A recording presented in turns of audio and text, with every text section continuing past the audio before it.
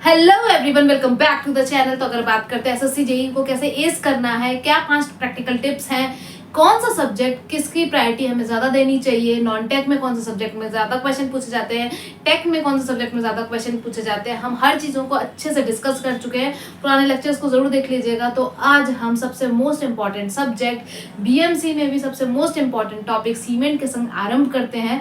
तो प्रारंभ करते हैं। पहला टॉपिक हमारा सीमेंट। अपने चारों तरफ नजर घुमाइए, सराउंडिंग में देखिए। तो चारों तरफ जो आप जहाँ रूम में बैठ के जहाँ पे पढ़ रहे हैं या किसी लाइब्रेरी में पढ़ रहे हैं, जब आप बाहर जाते हैं तो कोई कॉमर्शियल बिल्डिंग, कोई रेसिडेंशियल बिल्डिंग देखते हैं, या फिर आप कहीं घूमने जाते हैं, जो भी स्ट्रक्चर आप देखते हैं, मेट्रो की ट्रैक हो गई या फिर रेलवे स्टेशन हो गया, ये कोई भी स्ट्रक्चर जहाँ पर आप जा रहे हैं, पहाड़ों पे जा रहे हैं, डैम देख रहे हैं, तो ये भी जो भी स्ट्रक्चर हमारे जहाँ पर भी आरसीसी यूज की गई है, कंक्रीट यूज किया गया है, जिसके अंदर फाइन एग्रीगेट होगा, कोर्स एग्रीगेट होंगे, कुछ हमने एडमिक्सचर्स मिलाए होंगे, वाटर है, इन सबको मिलाने का काम कौन करता है? Very important topic, that is cement. तो हम सीमेंट की बात करें तो सीमेंटिंग क्या कर रहा है? सीमेंट क्या है? एक चीज है, ये एक ऐसा मटेरियल है जो कि सारी चीजों को बाइंड करके रखता है। जिस तरीके से हमारी माँ पूरे घर को बांध के रखती है, तो माँ क्या है? हमारी एक बाइंडिंग मटेरियल। उसी तरीके से सीमेंट क्या है? सीमेंट क्या है? एक बाइंडिंग मटेरियल। तो ये क्या है? एक हमारा very important, it is a binding material. ये सब जो हमारे कंपोनेंट है कंक्रीट के अंदर, इसको क्या करता है? बांध के रखता है। मटेरियल जो है ये हमारा बाइंडिंग मटेरियल है, सबको बाइंड करके रखता है। So cement is a binding material. इसकी कैसी प्रॉपर्टी होती है? तो इसके अंदर हमें जो प्रॉपर्टीज देखने को मिलती है, वेरी इंपॉर्टेंट, इसके अंदर हमें कोहेसिव एंड एडहेसिव प्रॉपर्टी देखने को मिलती है। कोहेसिव एंड एडहेसिव, एडहेसिव का मतलब क्या है? दो चीजों को जोड़ने का काम करता है। तो कोहेसिव एंड एडहेसिव प्रॉपर्टीज देखने को मिलती है, और ये दो चीजों को जोड़ने का काम करता है, बेसिकली बाइंडिंग प्रॉपर्टी की तरह बिहेव करता है। अगर हम सीमेंट की बात करें तो हमें किसने इंट्रोड्यूस कराया, हमको किसने बताया कि सीमेंट है? जब सीमेंट नहीं था उससे पहले हम जो एंशिएंट टाइम में लाइम को यूज करते थे, लाइम को as a binding material use करते थे, फिर उसमें हमने कुछ और कंपोनेंट्स को मिलाया, जो कि हम आगे पढ़ेंगे। उन कंपोनेंट्स को मिला के हमने क्या बनाया? सीमेंट बनाया। तो सीमेंट को बेसिकली हमसे किसने इंट्रोड्यूस कराया? सीमेंट को हमसे जिसने इंट्रोड्यूस कराया, वेरी इंपॉर्टेंट क्वेश्चन ये, जहां पर जो जो पॉइंट लिखे जा रहे हैं, कोई आलतू फालतू चीजें नहीं है, कोई आलतू फालतू चीजें नहीं है, वेस्ट नहीं करना टाइम, यहाँ पे देखना है और तभी के तभी याद करना है। किसने हमको इंट्रोड्यूस कराया? तो इंट्रोड्यूस कराया हमें जोसेफ एस्फर्डीन ने। जोसेफ एस्फर्डीन ने हमें इंट्रोड्यूस कराया था 1824 में। जोसेफ एस्फर्डीन ने इंट्रोड्यूस कराया हमें 1824 में। वेरी इंपॉर्टेंट, पता नहीं कितनी बार ये क्वेश्चन पूछा गया। तो जोसेफ एस्फर्डीन ने हमें इंट्रोड्यूस कराया सीमेंट से। सीमेंट एक कोहेसिव और एडहेसिव प्रॉपर्टी होल्ड करता है और एक बाइंडिंग मटेरियल की तरह बिहेव करता है। तो सीमेंट की यहाँ पर बात करते हैं, और यहाँ से सीमेंट के बारे में हमसे क्या क्या पूछा जाता है, हम सीमेंट को इतनी तवज्जो क्यों दे रहे हैं? बहुत ज्यादा क्वेश्चन सीमेंट से पूछे जाते हैं। किस तरीके के क्वेश्चन? एक तो यही 3 पॉइंट पूछे जाते हैं। फिर अगर हम बात करते हैं तो उसके कंपोनेंट के बारे में क्वेश्चन पूछा जाता है कि क्या क्या कंपोनेंट कंस्टिट्यूट करता है, क्या परसेंटेज है उन कंपोनेंट का, क्या प्रॉपर्टी शो करता है, अगर वो एक्सेस में है तो क्या दिक्कत आएगी, अगर ये पर्टिकुलर परसेंटेज के अंदर है तो वो क्या चीज इंपार्ट करता है सीमेंट के अंदर। फिर हम बोक्स कंपाउंड के बारे में पढ़ेंगे, जो हमारे सीमेंट के क्लिंकर्स, उसमें वाटर डालने के बाद हाइड्रेशन हो जाती है, हाइड्रेशन के बाद 4 कंपोनेंट पढ़ते हैं, उसकी क्या प्रॉपर्टीज है हम उसके बारे में पढ़ेंगे। उसके बाद हम टेक्स्ट के बारे में पढ़ेंगे। फिर हमारे डिफरेंट अगर हम उस सीमेंट, जो ऑर्डिनरी पोर्टलैंड सीमेंट हमने जो मिला, ये नॉर्मल जो सीमेंट हमें मिला है, अगर उसमें किसी का कंपोजिशन बढ़ाते हैं, किसी का कंपोजिशन कम करते हैं, तो कितने डिफरेंट वैरायटीज ऑफ हमें सीमेंट देखने को मिलता है, ये सब पे क्वेश्चन पूछे जाते हैं। तो सीमेंट बहुत इंपॉर्टेंट है, और हम डिस्कस किया कि क्या करते हैं। तो सबसे पहले हम देखते हैं कंपोनेंट।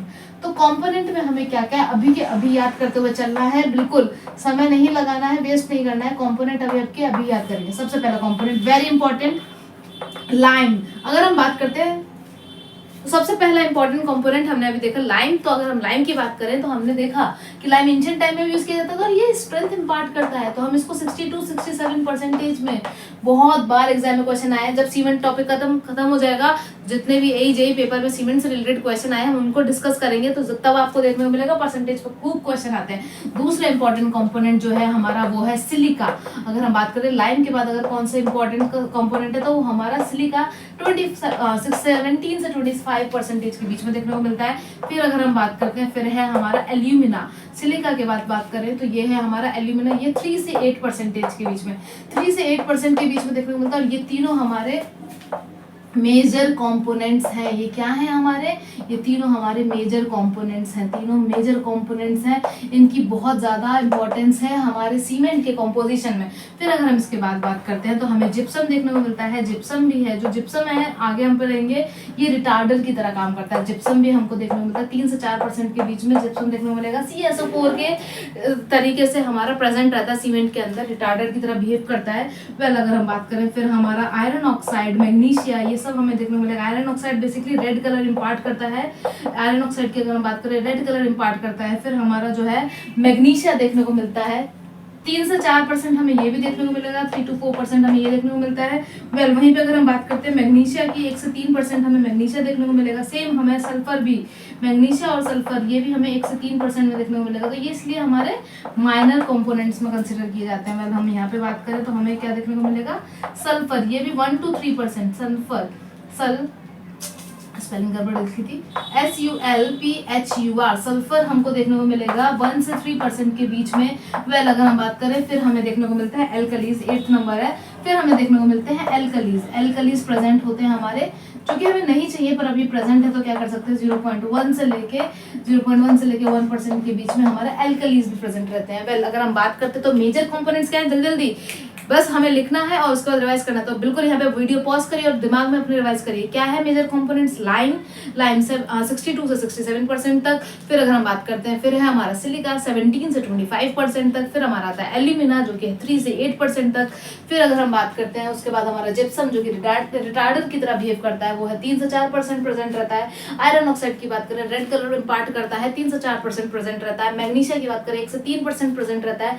सल्फर की बात करते हैं 1 से 3% प्रेजेंट रहता है। और हमारे लास्ट में एल्कलीज प्रेजेंट रहते हैं। अब इनके जो है हमें प्रॉपर्टीज देखने की, अगर ये इस पर्टिकुलर परसेंटेज में प्रेजेंट है तो क्या हमको इंपार्ट करते हैं, और अगर एक्सेस में प्रेजेंट है तो क्या दिक्कत देखने को मिलती है। तो अभी कंपोनेंट्स देखे हमने, तो अब उनकी जरा प्रॉपर्टीज भी देख लेते हैं। तो पहले कंपोनेंट हमने क्या देखा था, पहला कंपोनेंट देखा था हमने लाइम। और लाइम की क्या प्रॉपर्टी है, लाइम कितने परसेंटेज में था, 62 से 67%। बार बार याद करना है, बार बार लिखना है, उससे रिवाइज होगा। लाइम की क्या प्रॉपर्टी देखने को मिलती है, सबसे ज्यादा परसेंटेज में प्रेजेंट है तो ऑब्वियसली क्या भाई, ये तो हमारा क्या प्रोवाइड कर रहा है, तो स्ट्रेंथ प्रोवाइड करेगा, बाइंडिंग प्रॉपर्टी प्रोवाइड करेगा।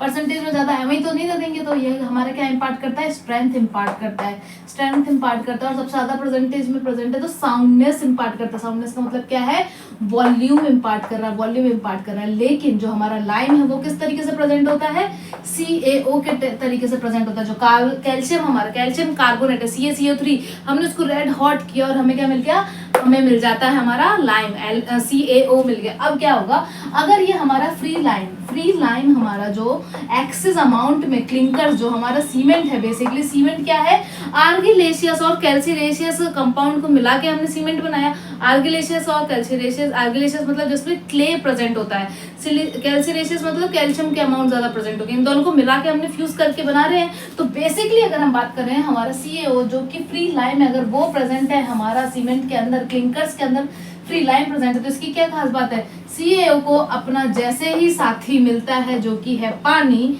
वो क्या हो जाती है, पानी हो जाती है, और वो CaOH का होल ट्वाइस बनाती है। और इसका जो है वॉल्यूम इससे बहुत ज्यादा होता है, वॉल्यूम इसका क्या हो जाएगा, वॉल्यूम कर जाता है इंक्रीज। और यहाँ पे क्या देखने को मिलेगा, जैसे ही एक्सेस हो जाएगा किसका, लाइम एक्सेस हो जाएगा, तो हमको क्या देखने को मिलती है, अनसाउंडनेस की प्रॉब्लम देखने को मिलती है। दैट मीन्स वॉल्यूम चेंज हो जाएगा, अनसाउंडनेस देखने को मिलेगा। और क्या हुआ, वॉल्यूम चेंज हो जाएगा, वॉल्यूम चेंज की दिक्कत देखने को मिलेगा। वॉल्यूम चेंज से क्या दिक्कत है, वॉल्यूम चेंज देखने को मिलेगा। अब क्या होगा, वॉल्यूम चेंज है तो डिसइंटीग्रेशन देखने को मिलेगा,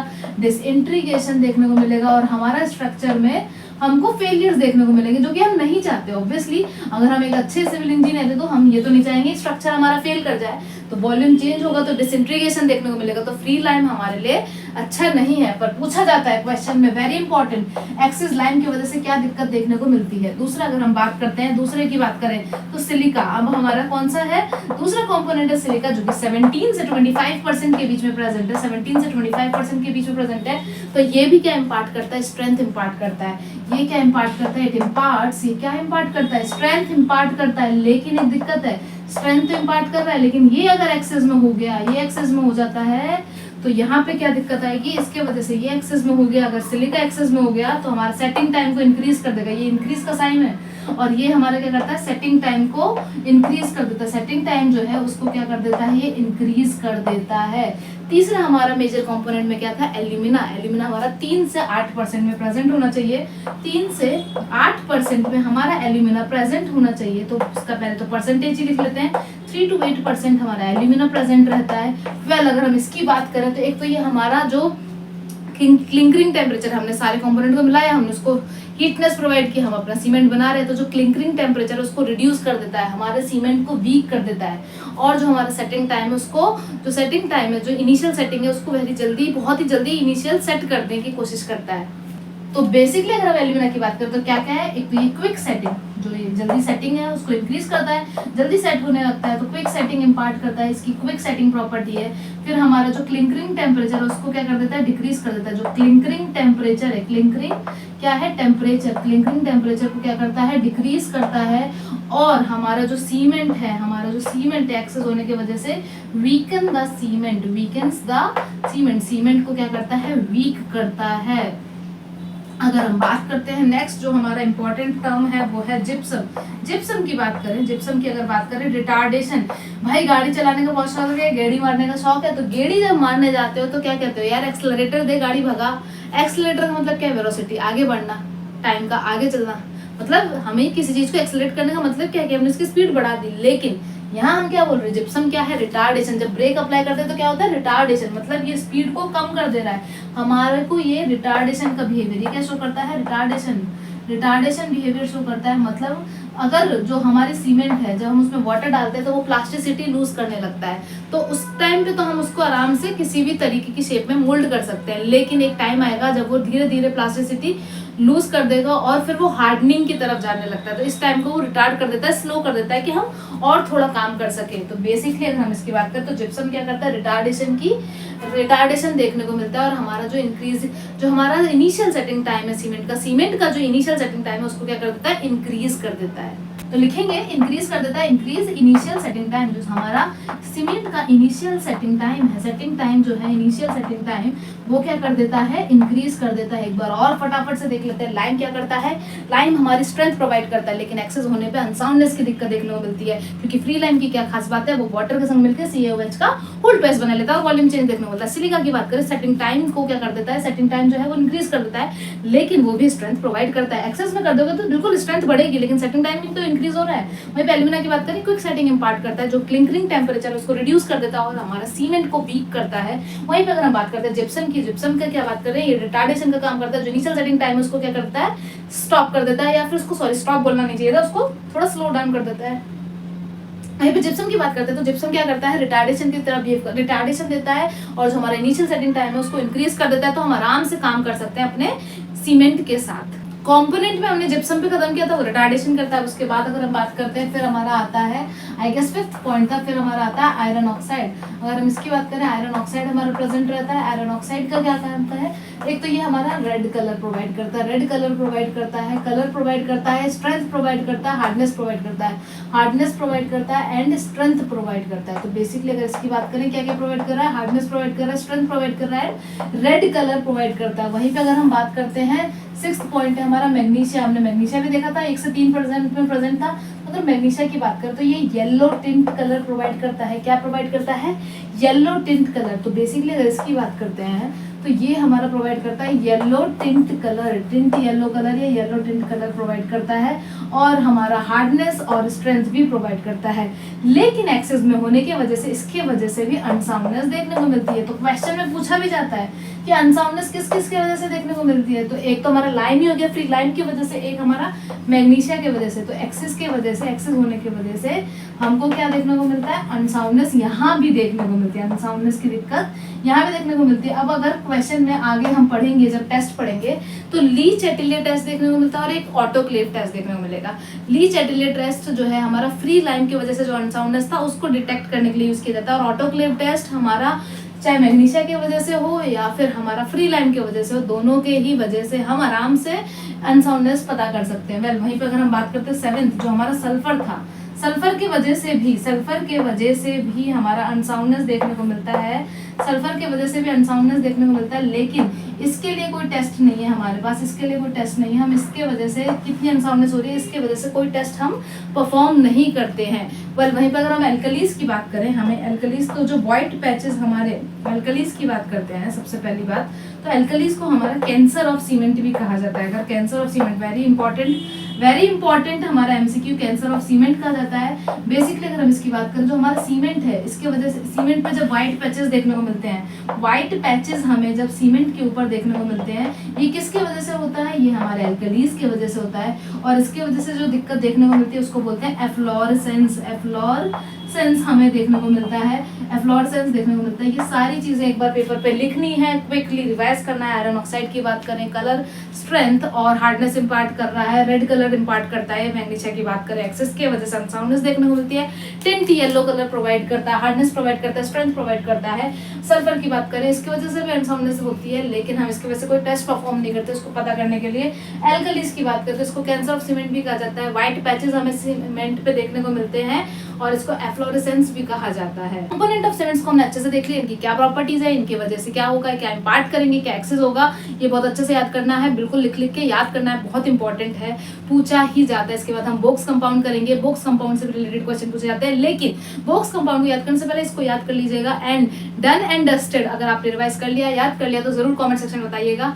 टिल देन आपको ये लेक्चर कैसा लगा जरूर अपना फीडबैक दीजिएगा, आपका फीडबैक हमारे लिए बहुत इंपॉर्टेंट है। Till then keep learning, watching, like and subscribe our channel.